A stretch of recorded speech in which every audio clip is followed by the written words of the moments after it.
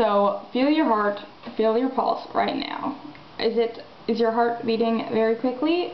Because mine is. I just cannot wait for you to hear the next part of The Thing That Looked Like a Baby. There's been a lot of buzz around this story. It's pretty popular on the internet. That's not true, but I'm going to tell people that. If you have not read part 1 of The Thing That Looks Like a Baby, click on this link right here. I am getting so good at the internet, you have no idea. And if you have read part 1, settle in, because here comes part 2 of The Thing That Looked Like a Baby. I pulled a beer from my fridge and looked at the baby again. If it really was a baby, something would happen. Tick, tick, tick. It was then I noticed I'd left my apartment door unlocked and wide open. It wasn't a ticking like a bomb, more like a car after you turn the motor off. I closed the door and locked the door. I kept thinking that something might happen. The TV was on mute, and I was looking at the window. I was drinking my beer and listening to hear if maybe something would happen. I thought about falling asleep in the doctor's office and brain tumors that make you hallucinate. But it was just a cold. I'd gone to the doctor because I had had a cold, and I was better now. Just a cough that wouldn't go away and this ticking in my head. I went back into the kitchen to look at the thing that looked like a baby.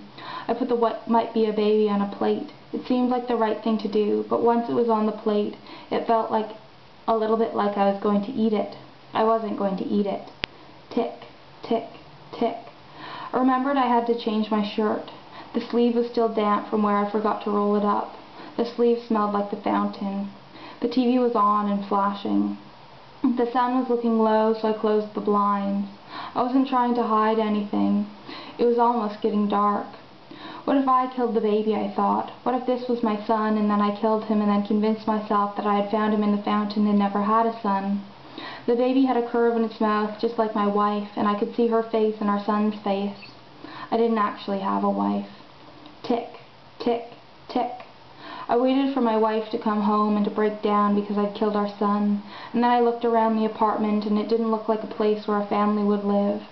When I heard keys at the end of the hall, I put a magazine over my maybe son and stood very still.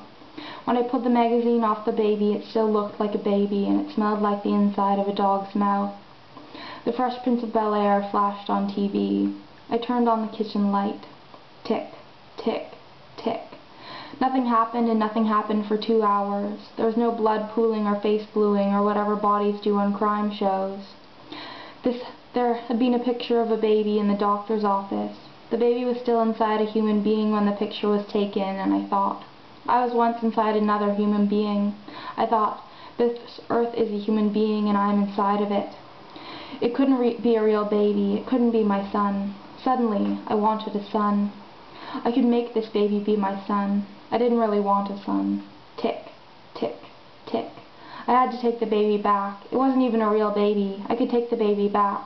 Tick, tick, tick. I decided not to wear all black. So that was part 2 of The Thing That Looked Like a Baby. Please put your patience pants on, because you are going to have to wait until next week to watch part 3. Thank you for watching. Have a good day.